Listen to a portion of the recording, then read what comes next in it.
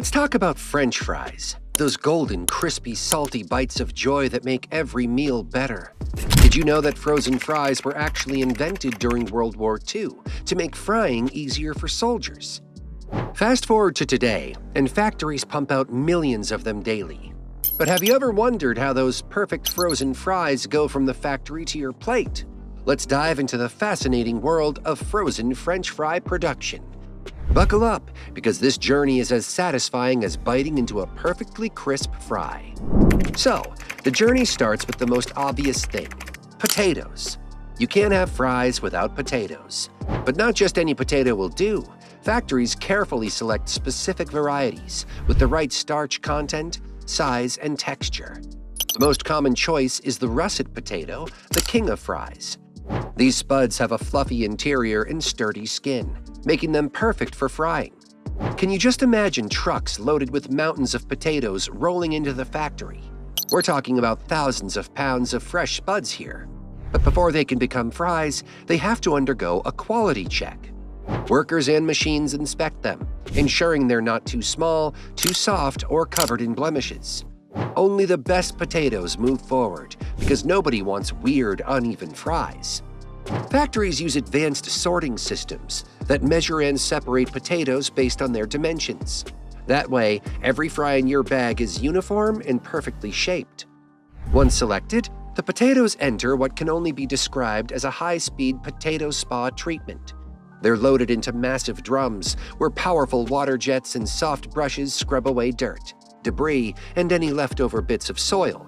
It's like a deep cleanse, but for potatoes. Next, it's time for peeling. Factories use high-pressure steam to remove the skins. The potatoes enter a steaming chamber where hot air blasts their skins off in seconds. Think of it like your fingers wrinkling in a hot bath, but way faster.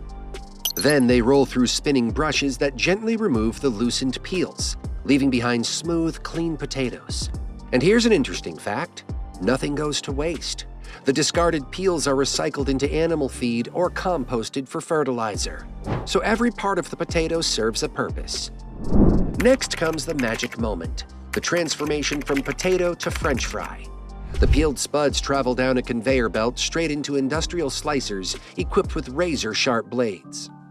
These machines slice the potatoes into perfectly uniform strips in the blink of an eye. Here's where things get fun. Ever wonder how waffle fries, curly fries, or crinkle-cut fries are made? Factories just swap out the blades to create different shapes.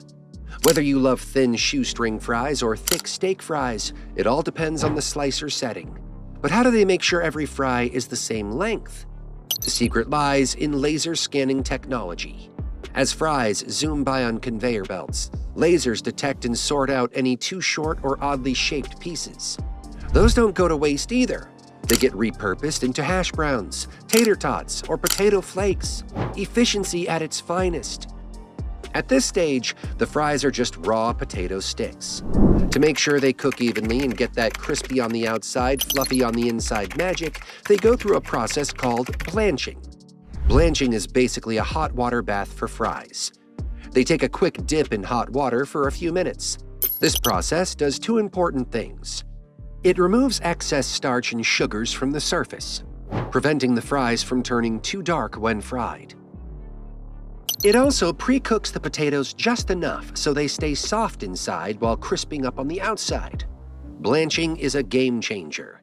Have you ever made homemade fries and ended up with some that were mushy and others that were rock hard?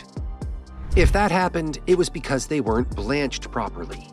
This step ensures every fry cooks evenly, giving you that perfect crunch. After blanching, the fries come out steaming hot and dripping with water. But moisture is the enemy of crispiness, so they move to the drying stage. If they're too wet, they'll absorb too much oil during frying, making them greasy instead of crispy.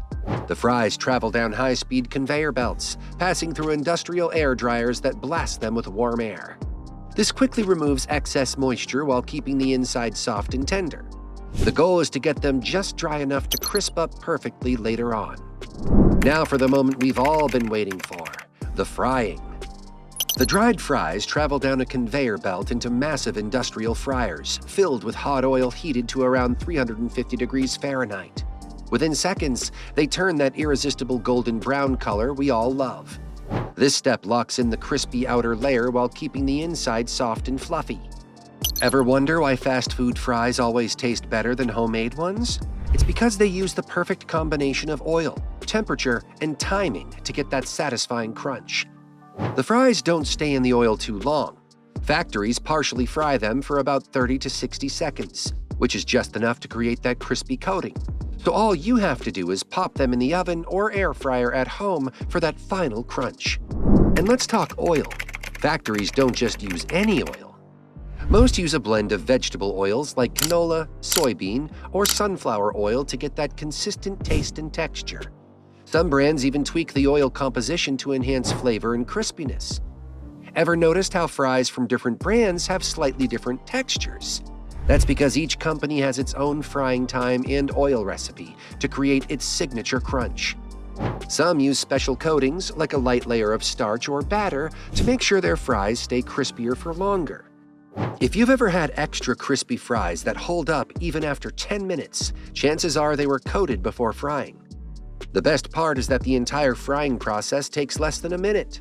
As soon as the fries reach the perfect golden hue, they're quickly lifted out of the oil and sent through a draining system that shakes off any excess grease. But the journey doesn't end here. There's still more magic to come.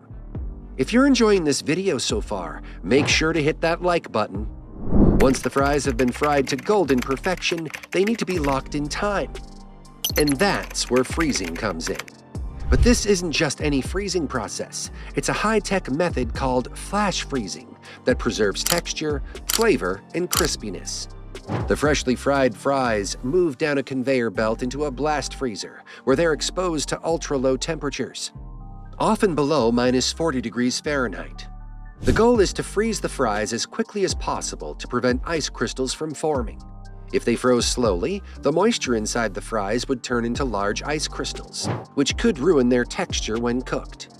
Ever noticed how frozen fries always look perfectly separated and don't clump together? That's because of the individual quick freezing method. Each fry is frozen individually, so that when you open a bag, you get nice, free-flowing fries instead of a giant frozen block. And here's an interesting fact. This freezing step is what makes frozen fries better than fresh-cut fries in many cases. Why? Because freezing actually helps break down the cell structure of the potato, leading to an even crispier fry when cooked. That's why restaurants and fast food chains often use frozen fries instead of cutting their own. Now that the fries are perfectly fried and frozen, they need to get bagged up and shipped to stores. This step is all about speed and precision. The frozen fries travel down a series of conveyor belts, where they are weighed and portioned into different bag sizes. Factories use advanced weight sensors that measure the exact quantity before sealing each bag. Some brands even add seasoning at this stage, tossing the fries in special blends like garlic parmesan, spicy chili, or just classic salt and pepper. When it comes to packaging, the fries need to be airtight and protected from freezer burn, so factories use high-quality, moisture-resistant bags that keep them fresh for months. The packaging is designed to maintain crispiness, flavor, and texture. Once sealed, the bags are packed into large boxes, stacked onto pellets, and shipped off to grocery stores, fast food chains, and restaurants worldwide.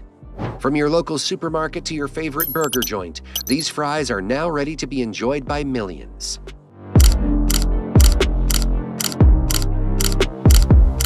So there you have it, the incredible journey of a humble potato turning into the crispy golden fries we all love.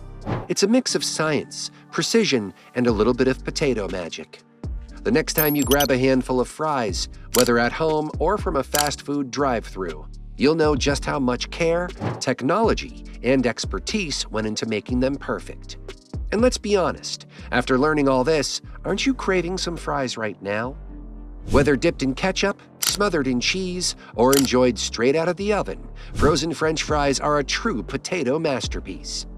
If you enjoyed this video, don't forget to like and subscribe to the channel. Thanks for watching.